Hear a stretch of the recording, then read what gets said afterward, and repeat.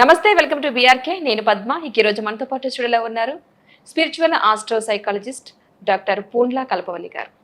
నమస్తే అమ్మ. చెప్పమ్మా. అమ్మ, ఈ దేశంలో విద్యావంతులు పెరిగే కొలది విడాకుల సంఖ్య కూడా అదే విధంగా పెరిగిపోతుంది. అక్కడ లోపం ఆ భార్యాభర్తలదా లేకపోతే వాళ్ళ పేరెంట్స్దా అనేది ఒక క్వశ్చన్ మార్క్ అయిపోతుంది. అసలు ఏ విధంగా ఎవరి తప్పు వల్ల ఇలా జరుగుతున్నాయి అనుకోవాలంటారు?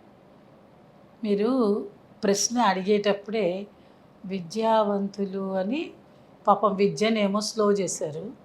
విడాకులు అనేదానికి చాలా పెద్ద సౌండ్ ధ్వనిని పెంచి ఇచ్చారు. అంటే దాని అర్థం ఏంటి అని అంటే విద్యా విధానాన్ని తగ్గించేసుకుంటున్నారు. నెగటివ్ ఆస్పెక్ట్స్ ఏవైతే విడాకులు అనే మాట ఉందో దేశంలో చాలా గట్టిగా, దేశమే కాదు తల్లి, ప్రపంచంలోనే ఈ యొక్క మాట అతి గట్టిగా వినిపిస్తోంది. అతి గట్టిగా ఎందుకు వినిపిస్తోంది అని అంటే ఫస్ట్ మానవతా దృక్పథం అనేది పోయింది. మనుషుల మధ్య ఒక రిలేషన్ మెయింటైన్ చేసుకోవాలనే విధానాలు తగ్గిపోతున్నాయి. ఏ విషయంలో అయినా సరే, తల్లి బిడ్డలైనా కానీ, అమ్మా నాన్న అయినా కానీ, అన్నదమ్ములు కానీ, అక్క చెల్లెళ్ళు కానీ, ఇలా ఎవరి మధ్యలో అయినా సరే ఒక బంధము బాంధవ్యాన్ని తగ్గించుకునే ప్రయత్నం చేస్తున్నారు. దీనికి రీజన్స్ ఇన్ని ఉన్నాయి, ఒకటి అని చెప్పలేము. అయితే మనం విద్యావంతులు అనే మాట అనుకుంటున్నాం. అంటే చదువుకోవడం మొదలుపెట్టిన తర్వాత ఇప్పుడు ఆడపిల్లలు కూడా బాగా చదువుకుంటున్నారు కాబట్టి వాళ్ళ గ్రాఫ్ పెరుగుతోంది కాబట్టి ఇలాంటివి వస్తున్నాయా అనే ఆలోచనలు కూడా కొంతమందికి ఉన్నాయి, లేదని నేను అనను. ఆడపిల్లలు చదువుకున్నా, మగపిల్లలు చదువుకున్నా, చదువుకునే దేనికి వాళ్ళ జ్ఞానాన్ని సముపార్జన చేసుకోవడం. అంటే విద్యావంతులు అయిపోయిన తర్వాత ఎలా ఉండాలంటే ఇంకా 10 మందికి మంచి మాటలు చెప్పేటట్టు ఉండాలి. కానీ వాళ్ళే సవ్యమైన మార్గంలో కనుక ఉండకపోతే వాళ్ళు ఇంకా వాళ్ళ పుట్టబోయే పిల్లలకి, ఉన్నటువంటి కుటుంబానికి ఏం చెప్తారు, సమాజానికి ఏం చెప్పగలుగుతారు? కాబట్టి విద్య అనేదాన్ని, విడాకులు అనే విషయానికి మనం ఇప్పుడు కూడా రెండింటిని కలపకూడదు. చదువుకోవడం అనేది చదువుకుంటారు, తప్పదు. ప్రపంచంలో రేపు ఇంతకు ముందులాగా కాదు. మీరు అడిగారు పూర్వకాలంలో ఇవి ఉన్నాయా అంటే, పూర్వం రోజుల్లో, మా చిన్నతనం, మా రోజుల్లో ఆడపిల్లలు స్కూల్కి వెళ్ళాలి, చదువుకోవాలి, ఎలాంటివన్నీ ఏం లేదు. పర్వాలేదు, పెళ్లి చేసుకుని పిల్లల్ని కన్నా ఇంట్లో చక్కగా కుటుంబ పరిస్థితులు చూసుకుంటే బాగుంటుంది. ఆ రోజుల్లోనే మనం హోమ్ మేకర్స్ అనేవాళ్ళు. హోమ్ మేకర్స్ అంటే అర్థం ఏంటి? కుటుంబ పరిరక్షణ బాధ్యత ఒక స్త్రీమూర్తి తీసుకోగలుగుతుందని వేదకాలంలో, పురాణాల కాలంలో, పూర్వకాలంలో చెప్పినటువంటి మాటలు. అది 100% నిజం. మనం ఏం చేస్తున్నామంటే రాను రాను రాను రాను మనం అనుకుంటున్నాం ఆధునికత, సాంకేతికత పెరిగినప్పుడు గ్రాఫ్ పెరుగుతోంది అని మనం అనుకొని ఆడపిల్లలు బాగా చదువుకోవాలి, ఆడపిల్లలు బాగా విద్యావంతులు అవ్వాలి, వాళ్ళన్నిట్లో ఉండాలి, జాకెట్ యుగం కాదు ర్యాకెట్ యుగం అని, వంటిల్లు వద్దని, ఇలాంటి మాటలన్నీ మనం చెవులల్లో పడుతూనే ఉన్నాయి. దానివల్ల ఏమవుతుంది? అసలు వాళ్ళు ఏమవ్వాలి, వాళ్ళు ఏం చెయ్యాలి అనే మాట వాళ్ళు మర్చిపోతున్నారు. ఇప్పుడు ఒక కుటుంబం అంటే అర్థం ఏంటి? అమ్మాయి మన ఇంట్లో పుట్టిన తర్వాత చాలామంది ఏమంటారంటే అమ్మాయిని వేరేగా, అబ్బాయిని వేరేగా అట్లా డిస్క్రిమినేట్ చేయకూడదు, వాళ్ళిద్దరిని ఒకే రకంగా చూడాలి, ఒకే రకంగా ఉండాలంటే ప్రకృతి ఇచ్చిన ధర్మంలోనే మనము సపరేట్ చేయడం చెయ్యి, కుడి చెయ్యి. దానివల్ల నష్టం ఏం లేదండి. మనం ఆలోచన విధానాలు తప్పు.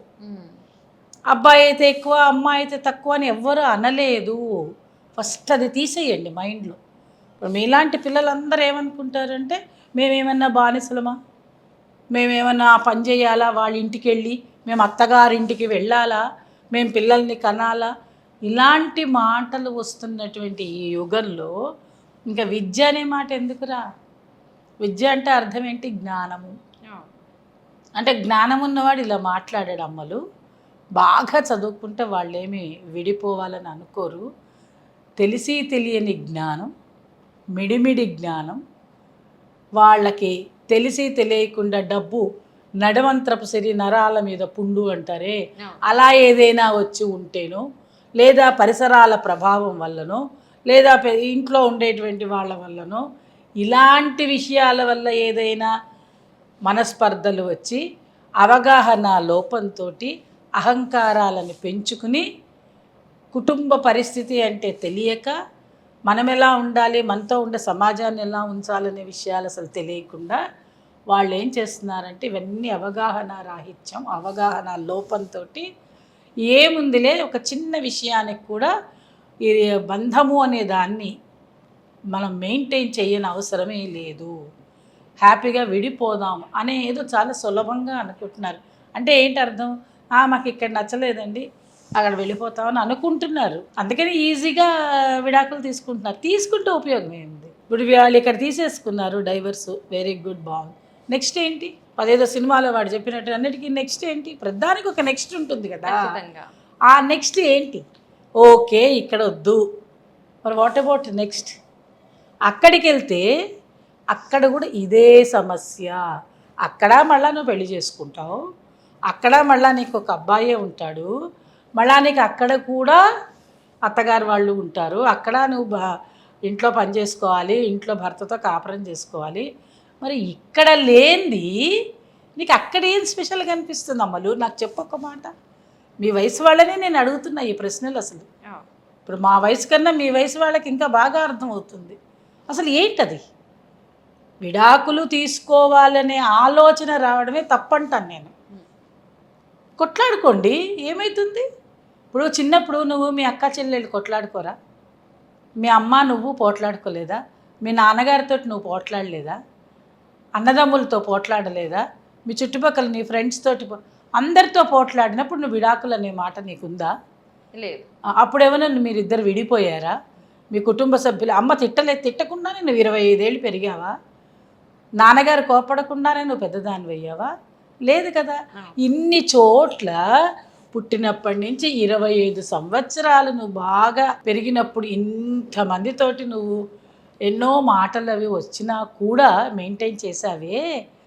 మరి నీ పెళ్లి చేసుకుని నీది అనే ఒక కాపురం వచ్చినప్పుడు నువ్వెందుకు అక్కడికి వెళ్ళంగానే చిన్న మాట పొరపచ్చని రాగానే విడిపోవాలనే ఆలోచన వస్తుంది?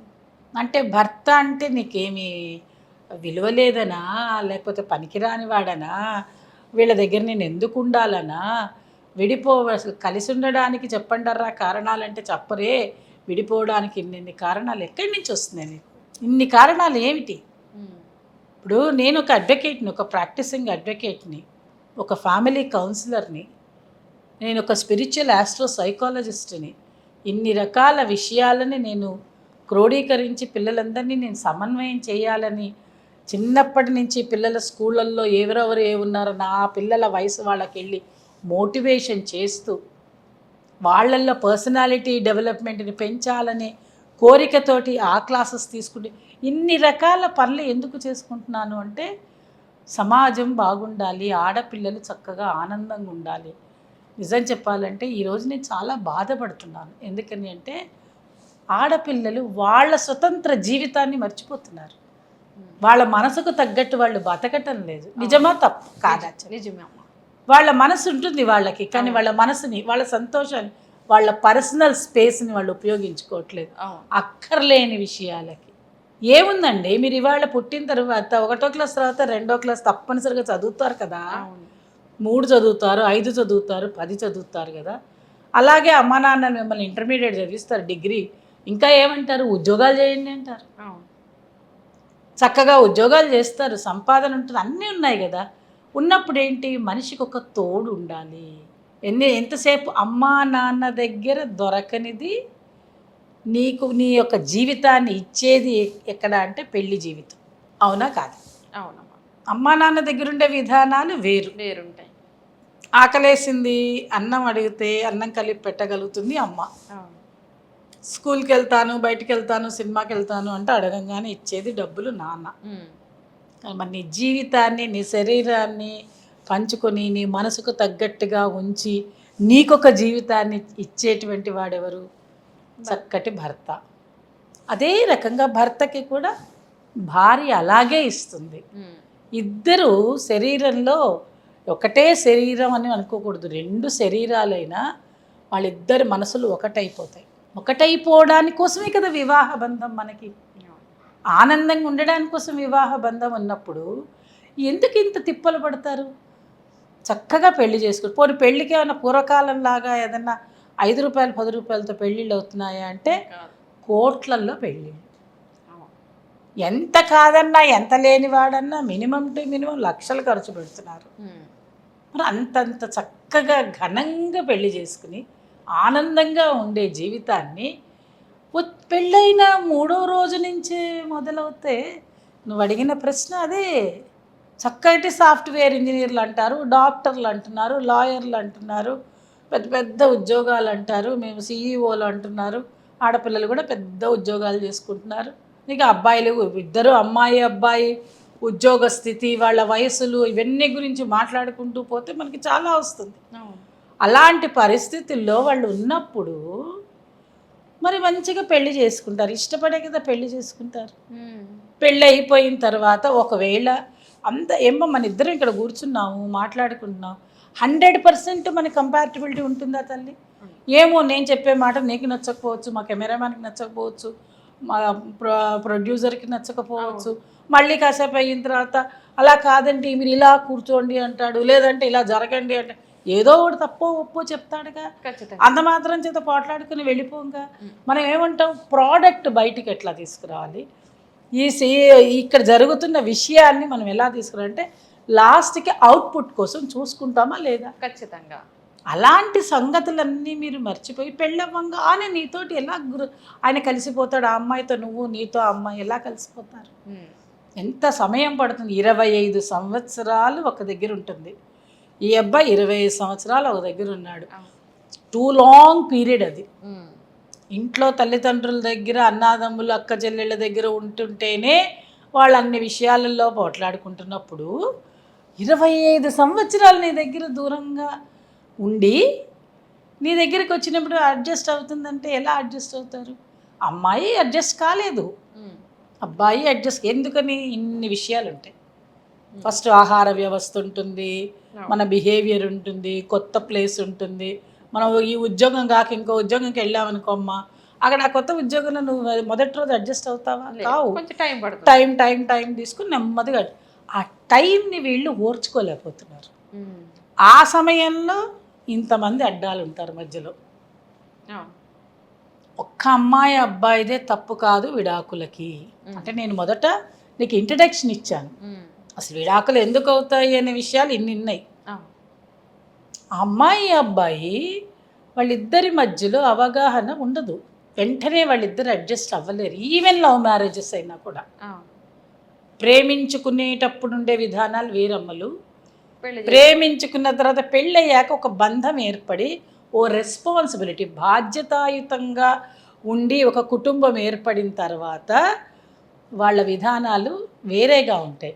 అప్పుడు వీళ్ళు అడ్జస్ట్ అవ్వలేరు. ఎందుకంటే నిన్నటిదాకా సరదాగా హాయ్ బాయ్ అంటూ తిరిగిన వాళ్ళు గబుక్కుని వీళ్ళ మీద ఒక బాధ్యత అనేది ఒక మైండ్కి వచ్చేస్తే వాళ్ళు తొందరగా అడ్జస్ట్ అవ్వలేరు. అది బయటికి చెప్పుకోలేదు. దానివల్ల ఏమవుతుందంటే కొంతమంది అబ్బాయి అడ్జస్ట్ అవుతూ వెళ్తాడు, కొన్ని చోట్ల అమ్మాయి అడ్జస్ట్ అవుతూ వెళ్తుంది. ఇద్దరు అడ్జస్ట్ చేసుకుంటూ కొన్ని కుటుంబాలకి 3 ఏళ్ళు 4 ఏళ్ళు కూడా పడుతుంది అడ్జస్ట్ అవ్వడానికి. 5 ఏళ్ళు అయ్యాక పిల్లలు పుట్టిన వాళ్ళు కూడా ఉంటారు. ఎందుకంటే చాలా విషయాలలో వాళ్ళ కన్స్ట్రెయింట్స్ని వాళ్ళు దాటి రాలేరు. అందువల్ల ఏంటంటే తోచనమ్మ తోడికోడలు పుట్టింటికి వెళ్ళిందని ఒక సామెతలు ఉండేవి.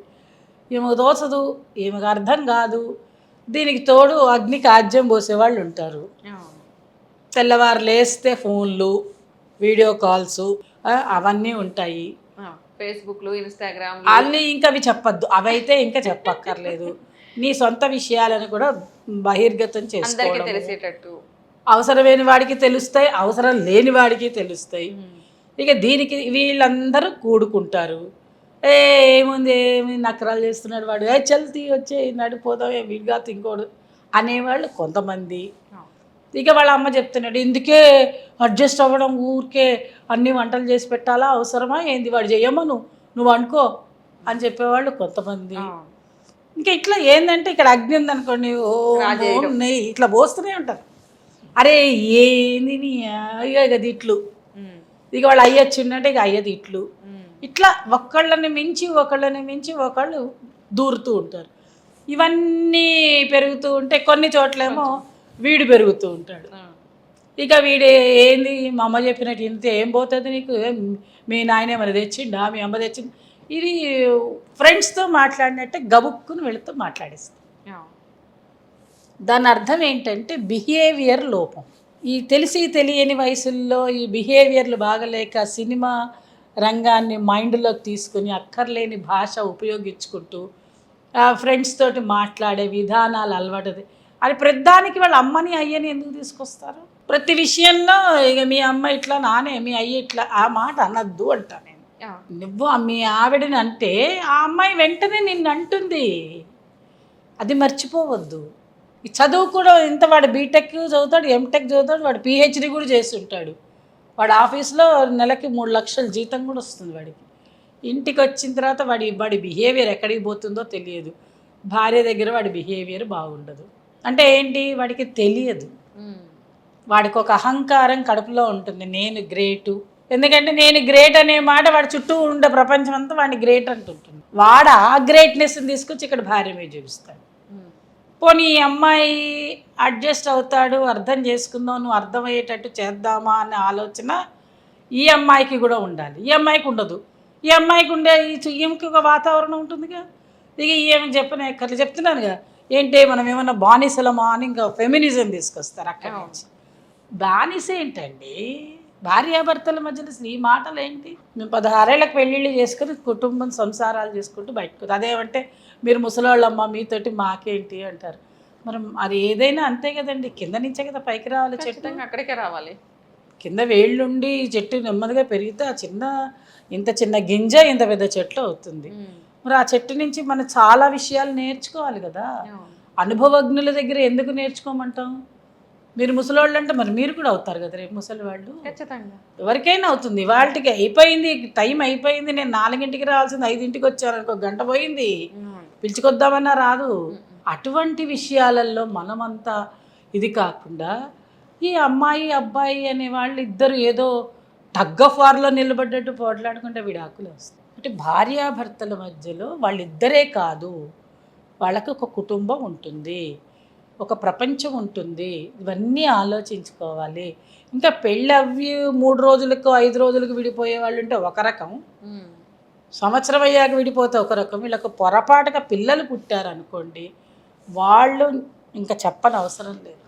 వాళ్ళ మనోవేదన చూడాలండి. నిజంగా మేము చూస్తాం కదా కౌన్సిలింగ్స్ అప్పుడు, చాలా బాధ కలుగుతుంది.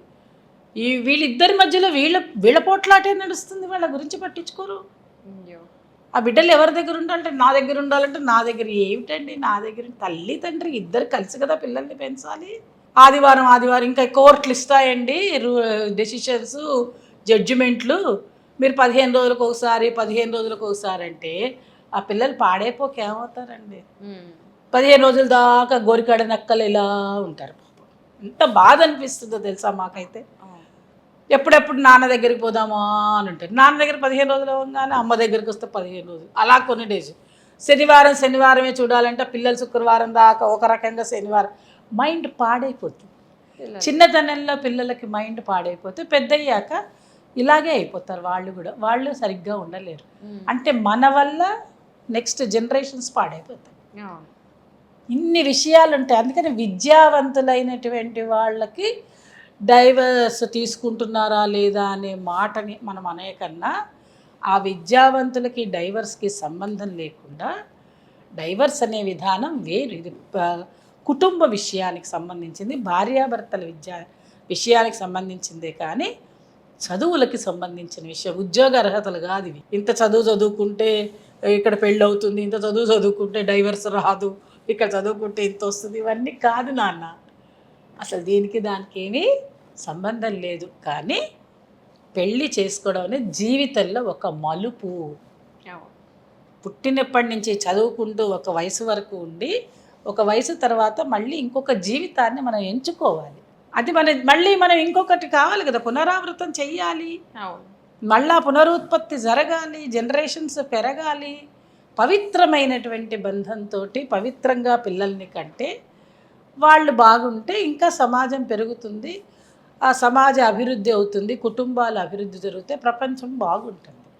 దీనికోసం అనేది ఈ వివాహ వ్యవస్థ వచ్చిందే కానీ విద్యావంతులైనంత మాత్రాన విడాకులు తీసుకోవాలని కానీ, విడాకులు ఉండకుండా ఉండాలని కానీ, అసలు ఈ స్టేట్మెంట్స్ మనం ఎప్పుడు కూడా ప్రజల్లోకి వెళ్ళేటట్టుగా ఉండకూడదు. విద్యావంతులకి విడాకులకి సంబంధం లేదు.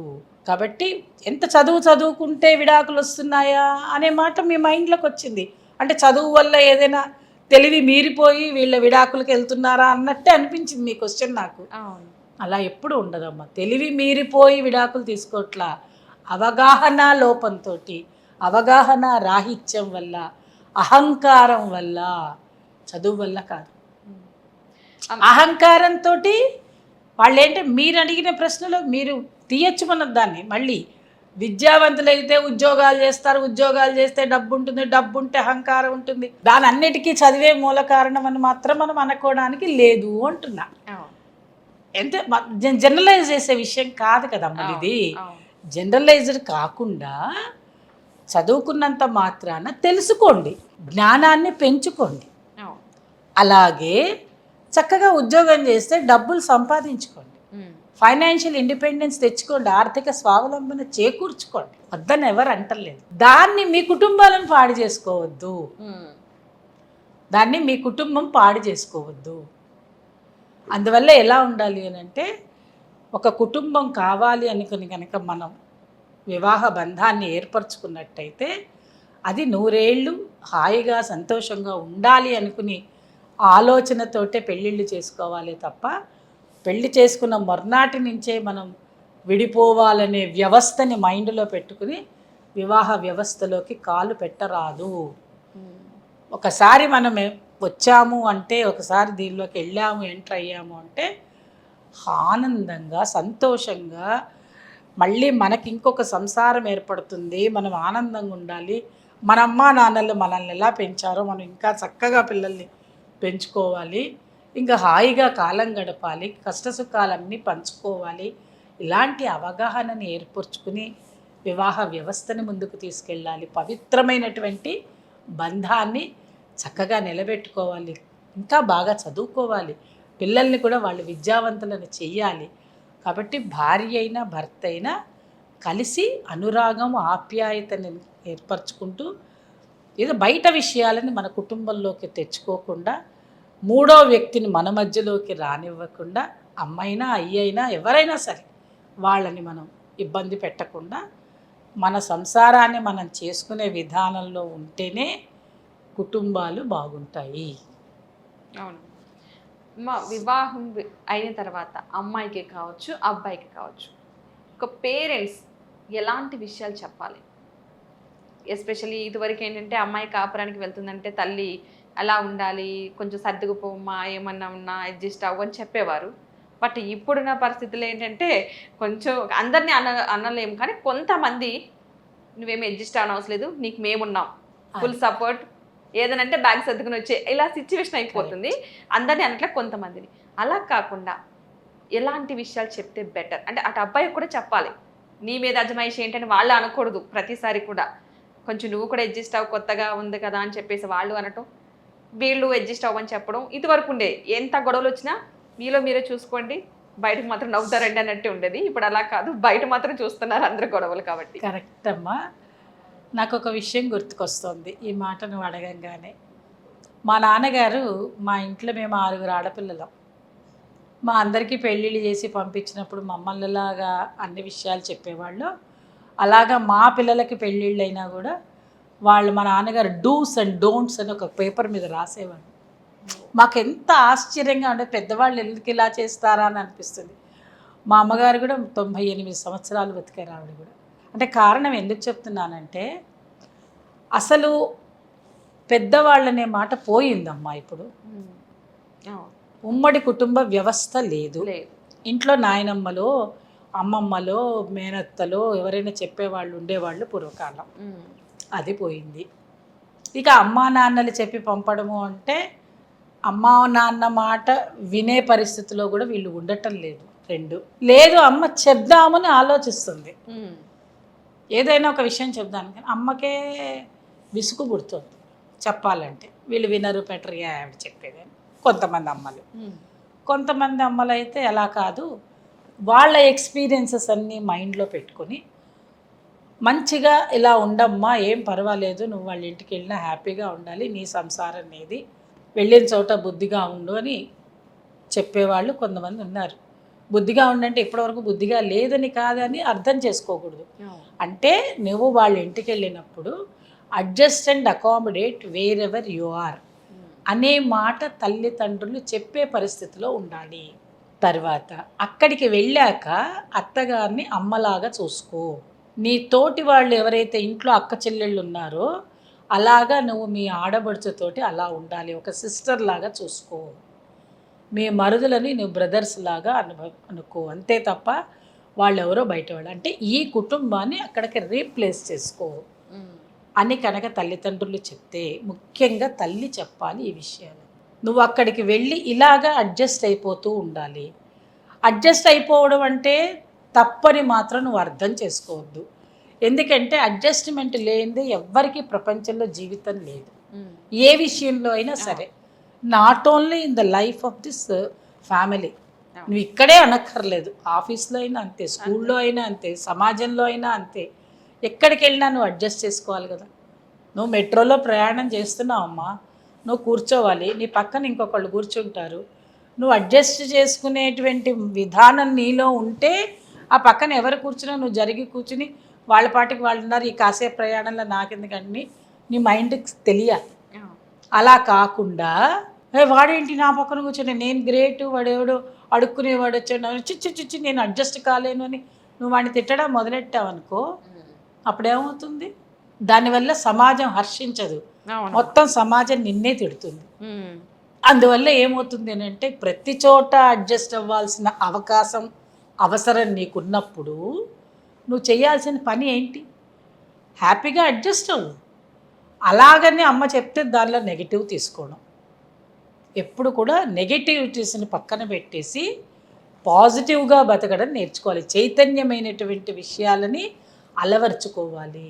అయితే ఇది ఒక అమ్మాయికే చెప్తారా అని అడగచ్చు. అమ్మాయికి కాదు, అబ్బాయికి ముందే చెప్తారు. అబ్బాయికి ముందే చెప్పాలి, పెళ్లి చేసుకోక ముందే చెప్పాలి. ఏమని? నీవు పెళ్లి చేసుకుంటున్నావు, ఇప్పుడు నీ ఇంట్లో ఒక అమ్మాయి నీతో పాటు వస్తుంది, నీతో పాటు నీ దగ్గరికి ఒక అమ్మాయి వస్తుంది, నువ్వు అడ్జస్ట్ అవ్వాలి, నువ్వు అడ్జస్ట్ చేసుకోవాలి ఆ అమ్మాయితోటి ప్రతి విషయంలో. ఆ అమ్మాయి ఏది అడిగితే దానికి ఏం కావాలో సరిగ్గా సమాధానం చెప్పాలి. బ్యాలెన్స్డ్ లైఫ్ ఉండాలి నీకు. అమ్మతో ఎలా ఉంటున్నావు, మీ ఆవిడతో ఎలా ఉంటావు, మళ్ళీ మీ అక్క చెల్లెళ్ళతో ఎట్లా ఉంటున్నావు, మీ అన్నదమ్ములతో ఎలా ఉంటున్నావు, వాళ్ళని ఎలా రెస్పెక్ట్ చేస్తున్నావు, అవతల ఫ్యామిలీని కూడా నువ్వు అలా రెస్పెక్ట్ చేయాలి. ఇలాంటి విషయాలన్నింటినీ అబ్బాయికి ఇంకా రెస్పాన్సిబిలిటీ ఎక్కువ ఉంటుంది. ఆ అమ్మాయి తెల్లవారు లేస్తే రేపటి నుంచి మన ఇంట్లోనే ఉంటుంది. ఆ అమ్మాయి ఆహార విషయాలలో తేడాలు ఉంటాయి, ఆ అమ్మాయి నిద్రపోయే టైమింగ్స్, లేచే టైమింగ్స్ తేడా ఉంటాయి. తర్వాత అమ్మాయి తినే విషయంలో కాస్తంత ఆహారపు అలవాట్లలో కూడా తేడాలు వస్తాయి.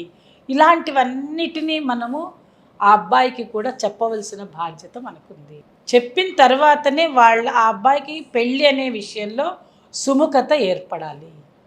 ఎప్పుడైతే సుముఖత ఏర్పడుతుందో అప్పుడే వాళ్ళిద్దరికీ వివాహం జరగడం అనే మాట వీలవుతుంది.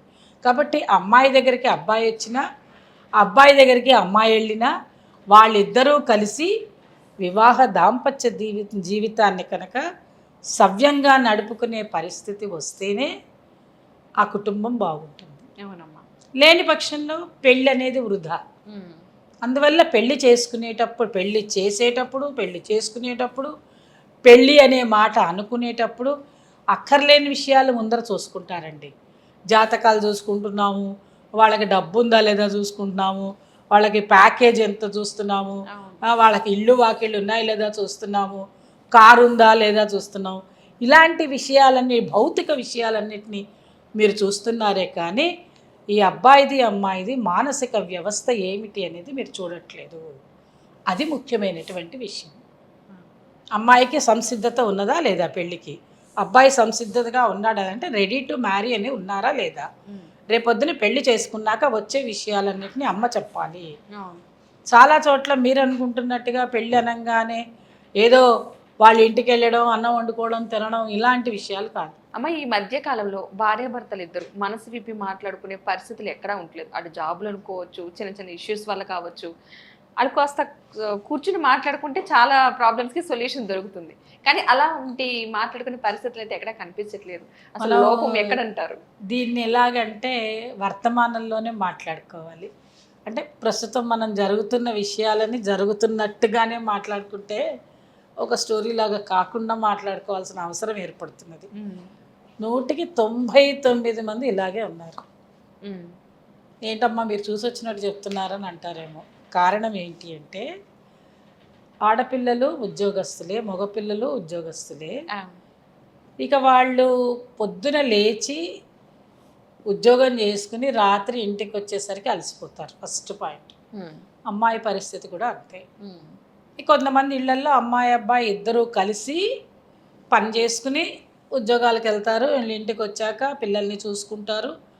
ఇక వాళ్ళ పనులు వీళ్ళ పనులు అత్తమామ పనులు మొగుడు పనులు అందరి పనులు చూసుకుంటారు. ఇక ఎట్లా అయిపోతుందంటే వాళ్ళక యాంత్రిక జీవనం, మెకానికల్ లైఫ్ వాళ్ళది పాపం. ఈవెన్ అబ్బాయి అయినా అంతే, అమ్మాయి అయినా అంతే. కొన్ని చోట్ల మాత్రం అబ్బాయిలు చేయటం లేదు అనే మాటలు కూడా వినిపిస్తున్నాయి. అంటే వాళ్ళకి అలవాట్లు లేక, ఇళ్లల్లో కుదరక, వాళ్ళు కొంచెం ఆఫీసుల్లో స్ట్రెస్ఫుల్ జాబ్లో ఉండి అక్కడ తట్టుకొని ఉండి ఇంటికి వచ్చి, ఎందుకంటే ఒక విషయం ఆలోచించాలి అమ్మలు మనం. అబ్బాయి ఉద్యోగం చేయకపోతే, ఒకవేళ పొరపాటుగా ఉద్యోగం చేస్తే మీరు హర్షిస్తారా? ఆడపిల్లలు కానీ ఆడపిల్లల తల్లిదండ్రులు కానీ సమాజం కానీ నేను డైరెక్ట్ క్వశ్చనే అడుగుతున్నాను. ఎందుకంటే మీరు వయసులో ఉన్న పిల్లలు కాబట్టి నేను మిమ్మల్ని అడుగుతాను. అదే అమ్మాయి ఉద్యోగం లేకపోయినా పర్వాలేదు, అమ్మాయి ఉద్యోగం చేయలేదని అత్తగారు వాళ్ళు అనుకోరు, భర్త అనుకోడు. చేస్తే చేయమంటాడు, వద్దనడు. చేయకపోతే చేయలేదని ఫీల్ అవ్వడు.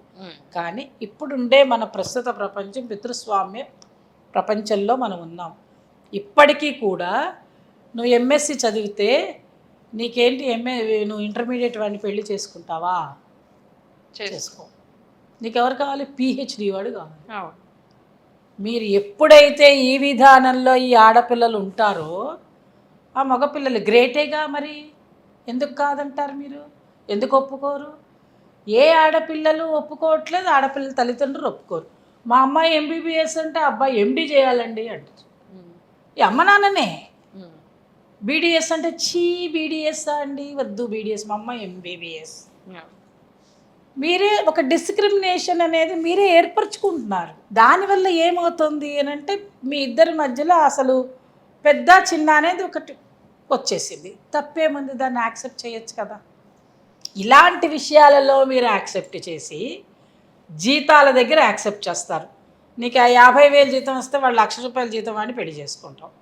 అదే ₹5 జీతం వాడిని పెళ్లి చేసుకుంటావా? చేసుకో. మరి నువ్వు ఎప్పుడైతే ఈ విధానంలో మీరు డిస్క్రిమినేషన్స్ని ఎంకరేజ్ చేసుకుంటారు, ఇష్టపడతారు, ఫ్యామిలీస్ కూడా అలాగే ఉన్నాయి, ప్రపంచమే అలా ఉన్నప్పుడు ఆ ఒక్క విషయంలో మాత్రం మీరందరిది ఒకటే గ్రాఫ్. Okay, yes.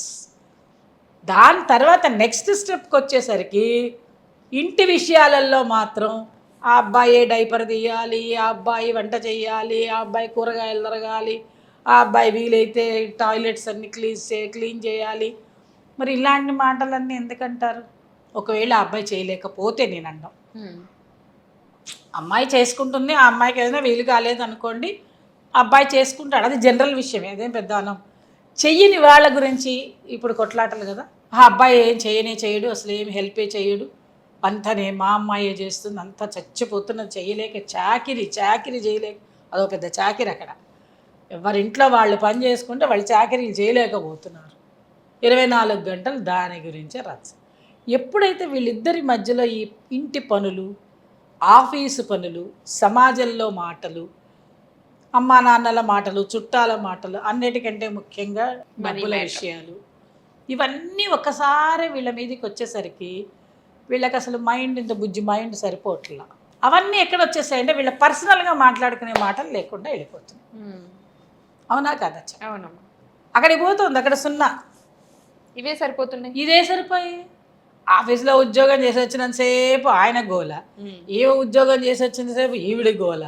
ఇంటికి రాగానే వండుకోవాలా, తినాలా, పిల్లల్ని చూసుకోవాలా, ఇంటికి రేపొద్దునకి మళ్ళీ క్యారియర్లు ఏంటి, బాక్సులు ఏంటి, కూరగాయలు ఏంటి, ఫ్రిడ్జ్ ఓపెన్ చేసి పిల్లలు ఉంటే కనుక వాళ్ళ హోంవర్క్, నీకు ఇదే 12 అవుతుంది. 12 గంటలకు ఇంకా నీ శరీరం నీ శక్తిలో ఉండదు, అయిపోతుంది, కింద పడేస్తావు. మళ్ళీ పొద్దున్న 4 5 నువ్వు లేవాల్సిందే. మ్యాక్సిమంలో ఉండేది మీరు ఇద్దరు 6 అవర్స్ 5 అవర్స్ కలిసి ఉంటారు. ఆ కలిసి ఉన్న టైంలో కూడా ఇక మళ్ళా బ్యాక్ అన్నీ గుర్తుకొస్తాయి వాళ్ళకి అక్కడే. అప్పుడన్నా పర్సనల్గా మాట్లాడుకోవచ్చుగా. మాట్లాడుకోకపోవడం అనేది ఏంటి అని అంటే అది యాక్షన్తో మాట్లాడుకోలేరు అమ్మలు. మనసు అనేది యాక్షన్ కాదు. మనసు విప్పి మాట్లాడాలంటే మనసు రావాలి. నువ్వు అడిగిన ప్రశ్న అదే, దాని వెనక ఇంత గోల్ ఉంది. వాళ్ళు మనసు విప్పి మాట్లాడుకోవాలంటే అంత లేదు ఇక్కడ. ఎందుకంటే శారీరకంగా మానసికంగా అలసిపోయారు పగలంతా. రాత్రి అయ్యేసరికి వాళ్ళకి జ్ఞాపకం ఉండట్లేదు. వాళ్ళు మేము ఒక పరిస్థితిలో ఉన్నామనే ఆలోచనలు కూడా పోతున్నాయి. అందువల్ల ఏంటి అని అంటే చాలా మటుకు విడాకుల జీవితం ఎందుకు వస్తున్నది అని అంటే మీకు ఎవ్వరికీ అర్థం కాని విషయం ఏంటంటే, ఎవరు చెప్పుకోలేని విషయం ఏంటంటే శారీరక సంబంధాలు సరిగ్గా లేవు. మీరు అడిగిన ప్రశ్నలో ఇది ముఖ్యమైన పాయింట్. వాళ్ళు సరి అయిన సమయానికి సరిగ్గా ఆనందంగా మనసు విప్పి కాపురాలు చేయటం లేదు, చేసే అవకాశాలు ఉండటం లేదు. ఇదే సరిపోతుంది. సంపాదన కోసం పరిగెత్తడం సరిపోతుంది. పొద్దున్న లేచినప్పటి నుంచి నీ టైం అంతా, నీ మైండ్ అంతా ఉద్యోగం మీద. నీకొక భర్త, నీకొక భార్య, వీటి మీద నీ మైండ్ లేదు. నీ శరీరం ఏంటవుతుందో నీకు తెలియదు. ఆకలి వేసిందని తెలిసింది అని కూడా తెలియటల్లా. అందరితో పాటు అన్నం తినాలి, అందరితో పాటు టీ తాగాలి, అవసరమైతే టైం ఏదో 4 అయింది టీ తాగదు, అంతే తెలుసు నీకు. నిజంగా నీకు ఆకలి వేసిందా, నీ ఆకలికి ఏం తింటున్నావు అనేది లేదు. శారీరక ఆకలి, మానసిక ఆకలి, ఇన్ని ఆకళ్ళు ఉంటే ఏ ఆకలిని నువ్వు తీరుస్తున్నావు? ఏ ఇంట్లో అయితే సవ్యంగా భార్యాభర్త కాపురం చేసుకుంటారో ఆ ఇంట్లో గొడవలు రావు, ప్రణయ కలహాలు ఉండాలి. పగలంతా పోట్లాడుకోండి, కానీ రాత్రి అయితే ఒకటవ్వండి. అప్పుడు ఏ గొడవ రాదు, ఏ ఇంట్లో ఇబ్బంది కూడా రాదు. అప్పుడు వాళ్ళకి అసలు డైవర్స్ వెళ్ళాలనే ఆలోచన కూడా ఉండదు. నేను ఒక ఫ్యామిలీ కౌన్సిలర్ని. నేను నా దగ్గరకు వచ్చే కేసులే చెప్తున్నా మీకు. నేను నా దగ్గరికి వస్తారు ఎందుకంటే బీయింగ్ ఏ లేడీ అని వాళ్ళ విషయాలను నేను అడుగుతాను. ఎందుకంటే నేను అదృష్టవశాత్తు ఆస్ట్రాలజర్ని కూడా కాబట్టి నాకు అర్థమవుతుంది వాళ్ళ పరిస్థితి ఏంటి, వాళ్ళ గ్రహస్థితి ఏంటి అని. ఓహో వీళ్ళిద్దరికీ శయ్యాసుఖం లేదు, అందువల్ల ఇట్లున్నారు అని. అప్పుడు ఆ క్వశ్చన్ వేసిన తర్వాత ఒకళ్ళు డైరెక్ట్గా కూడా చెప్పుకోలేరు. ఒకళ్ళు లేనప్పుడు ఒకళ్ళు చెప్తారు, ఒకళ్ళు లేనప్పుడు ఒకళ్ళు చెప్తారు. దానిలో కూడా కొన్ని విషయాలు ఉన్నాయి మళ్ళీ. ఎలాగంటే వాళ్ళిద్దరికీ ఒకవేళ పొరపాటుగా ఇద్దరు హ్యాపీగా ఉందాం అనుకున్నా ఆ అబ్బాయి మూడు ఈ అమ్మాయికి నచ్చట్లేదు, ఈ అమ్మాయి విషయం అబ్బాయికి నచ్చదు. అదొక పెద్ద టాపిక్ ఉంది. ఎందుకంటే ఆ అమ్మాయికి కావలసినట్టుగా అబ్బాయి ప్రవర్తించడు, ఆ అబ్బాయి ఏదైతే అనుకుంటాడో ఆ అమ్మాయి ప్రవర్తించదు. దానివల్ల ఏంటంటే అక్కడ క్లాష్ వస్తుంది. ఈ క్లాష్ రోజు ఏం కొట్టుకు చస్తామని చెప్పి అసలుకే బంద్. వాళ్ళు ఏమి మాట్లాడుకోరు. ఎప్పుడైతే అవి మాట్లాడుకోరో మళ్ళీ బ్యాక్ ఇంటి విషయాలు, డబ్బు విషయాలు, ఉద్యోగ విషయాలు, గొడవలు. అంటే మనసు విప్పి ప్రశాంతంగా మాట్లాడుకుని హాయిగా జీవిద్దామని భార్యాభర్తలాగా ప్రవర్తించుకోవాలంటే వాళ్ళకి సమయం తక్కువ, మాట్లాడుకోవడానికి విషయాలు తక్కువ, అనుకున్న విధానంలో ఉండలేకపోవడం, ఇలాంటివన్నీ అవగాహన తక్కువయ్యి ఇలా ఉంటే ఇలా ఉంటామనే ఆలోచన లేక వాళ్ళంతా చికాకు పడుతున్నారు. అందువల్ల ఏమవుతుందంటే వాళ్ళిద్దరూ కలిసి హ్యాపీగా మాట్లాడుకునే సమయం తగ్గిపోయింది. ఎప్పుడైతే మీరు అడిగిన ప్రశ్నలో వాళ్ళిద్దరూ చాలాసేపు మాట్లాడుకోవాలి, ఆనందంగా ఉండాలంటే వాళ్ళ పర్సనల్ స్పేస్ని కూడా వాళ్ళు పెట్టుకోవాలి. అంటే ఎట్లా అమ్మ అంటే పిల్లలు ఉన్నారు కదా వాళ్ళు వదిలేద్దామా అని కాదు. పిల్లలతో పాటే మీరిద్దరు కలిసి మామూలుగానే నవ్వుతూ మాట్లాడుకోండి, కలిసి ఆ నలుగురు కూర్చుని భోజనం చేయండి. ఎంత స్వీట్ నథింగ్స్ ఉంటాయి. తను చేస్తుంటే పనికి నువ్వు కూడా వెళ్ళి వంటింట్లో పని చేయి, ఇద్దరు కలిసి నవ్వుతూ తుళ్ళుతూ పని చేసుకోండి, ఒకళ్ళనొకళ్ళు మాట్లాడుకుంటూ ఉండండి. ఆఫీస్కి వెళ్ళేటప్పుడు కలిసి హాయిగా కారులో కబుర్లు చెప్పుకుంటూ ఒక అరగంట అయితే డ్రైవ్ ఉంటుంది, గంట డ్రైవ్ ఉంటుంది ట్రాఫిక్లో, ఆ గొడవలు ఈ గొడవలు కాకుండా ఎవరిదో రేడియోలో పాటలు పెట్టుకునే బదులు మీరిద్దరు కబుర్లు చెప్పుకోండి. ఏది నెగిటివ్ కబుర్లు కాదు అమ్మా, దయచేసి పాజిటివ్ కబుర్లు. కార్లో కూడా నెగిటివ్ పెడితే వాడు ఎక్కడో కొట్టేస్తాడు, యాక్సిడెంట్ అయితే వస్తుంది. ఇద్దరు కొట్టేసుకుంటారు. అది వద్దు, లేనిపోయింది గొడవ. అలా కాకుండా ఇలాంటి సమయాన్నంతా మనం ఉపయోగించుకుని హ్యాపీగా ఉంచుకుని అప్పుడప్పుడు వెకేషన్స్కి బయటికి వెళ్తూ పిల్లలతోటే మన జీవితం అని ఆనందంగా, మళ్ళీ పిల్లలు ఉన్నారని చాలామంది ఏంటంటే మా పిల్లల వల్ల మా పర్సనల్ అయిపోయిందని వాళ్ళు కూడా నేను వింటున్నాను. అలా కాదు, పిల్లలు ఉండాల్సిందే మనకి. పిల్లలతో పాటు మనతో పాటు పిల్లలు ప్రతి విషయంలో. వీటన్నిటికంటే ముఖ్యంగా భార్యాభర్తలు ఇద్దరు మేమిద్దరం ఒకటే. మా ఇద్దరి మధ్యలో ఎటువంటి పొరపచ్చాలు లేవు. ఏ విషయాన్నైనా మేమిద్దరము ఒకళ్ళొకళ్ళకి పంచుకోవాలి. పర్సనల్స్ అంటే ఇద్దరికి కలిసి పర్సనల్స్ పంచుకోండి. నీ పర్సనల్ వేరే అని ఇంకోళ్ళతోటి, నీ పర్సనల్ వేరే అని ఇంకోళ్ళతో పంచుకోవడం కాదు. ఎప్పుడైతే మీరు ఇద్దరు కలిసి జీవిస్తారో అప్పుడే మీకు వేరే వాళ్ళు దూరరు. ఇలాంటి సమయంలోని వివాహేతర సంబంధాలు అనేవి ఏర్పడే అవకాశాలు మెండుగా ఉంటాయి. ఎప్పుడైతే మీకు వివాహేతర సంబంధాలు ఏర్పడతాయో అప్పుడు మీరు నెమ్మదిగా ఫ్యామిలీస్ని నెగ్లెక్ట్ చేసుకుంటూ పోయి బిడ్డల్ని కూడా నెగ్లెక్ట్ చేసేస్తారు. అవునమ్మా, నిజంగా ఈ మధ్యకాలంలో ఎక్కువగా చూస్తున్నది ఈ వివాహేతర సంబంధాల వల్లే సగం విడిపోతుంది. అందువల్ల ఏంటంటే భార్యాభర్తలు ఇద్దరు ఆనందంగా సంతోషంగా కలిసి మాట్లాడుకోవాలంటే కూర్చొని ఇప్పుడు మన ఇద్దరు మాట్లాడుకున్నట్టు ఉండదమ్మా. ఉన్న సమయాన్ని సద్వినియోగం చేసుకోండి, కలిసిమెలిసి జీవించండి. ఇదే భార్యాభర్తలంటే. మీరిద్దరి శరీరాలు వేరైనా మనసులు ఒకటే కాబట్టి ఒకటే మాట మీద, ఈయన చెప్తే నువ్వు విను, ఆయన చెప్తే నువ్వు విను. అలా ఇద్దరు ఒకళ్ళనొకళ్ళు మాటలు వింటూ హ్యాపీగా ఉంటూ ఉన్నదాన్ని షేర్ చేసుకోండి. సుఖాన్ని షేర్ చేయండి, కష్టాన్ని షేర్ చేసుకోండి. మీ ఇద్దరి మధ్యలో వేరే వాళ్ళని దూరనివ్వకండి. అది ముఖ్యమైన విషయం. మీకు అనుకున్న విధానంలో మీరు ఉండండి. మీరు, మీతో పాటు మీ పిల్లలు, మీ పిల్లలతో పాటు మీరు, మీ అందరితో పాటు మీ కుటుంబం అంటే అత్త మామ, అట అమ్మా నాన్న, అందరు కావాల్సిందే మనకి. అలా అని మనం ఏం సపరేట్గా ఎక్కడి నుంచి ఊడి పడలేదు కదా అమ్మలు. కాబట్టి అందరం కావాలి, అందరం కలిసి ఉండాలి, సంతోషంగా ఉండాలి. కాబట్టి భార్యాభర్తలు అనే విషయాన్ని దూరంగా చూడొద్దు, వేరేగా చూడొద్దు. కలిసి జీవించండి, కలిసి మాట్లాడుకోండి, ఆనందంగా ఉండండి. నిజంగా చాలా మంచి ఇన్ఫర్మేషన్ అయితే చెప్పారు. ఎందుకంటే ఈ మధ్యకాలంలో మనం చూస్తున్నాం కాబట్టి వాళ్ళు మాట్లాడుకునే టైము, ఏదో వివాహేతర సంబంధాలు ఇవి చాలా ఎక్కువైపోయి రోజు రోజుకి వినడానికి ఇబ్బందిగా ఉన్నా, ఎబ్బట్టుగా ఉన్నా తప్పట్లేదు, అవి జరుగుతుంది ఎక్కడో. ఇంకా ఏంటంటే అమ్మ, మనం రాబోయే రోజుల్లో మాట్లాడుకుంటే కూడా తెలుస్తుంది, వివాహేతర సంబంధాల వల్ల ముక్కుపచ్చలారని బిడ్డల్ని చంపేస్తున్నారు. అవునమ్మా, అది చాలా మనసుకి బాధ కలుగుతోంది. అలాంటివి ఈ మధ్యకాలంలో 100 కేసులు వచ్చేస్తున్నాయి. వాళ్ళు ఏం చేశారు? తల్లిదండ్రులే కన్న బిడ్డలు చంపడం ఏంటంటే మాట తలుచుకుంటే గుండెంత ఎలా ఉంటుందంటే, చంపడాలు ఏంటండి?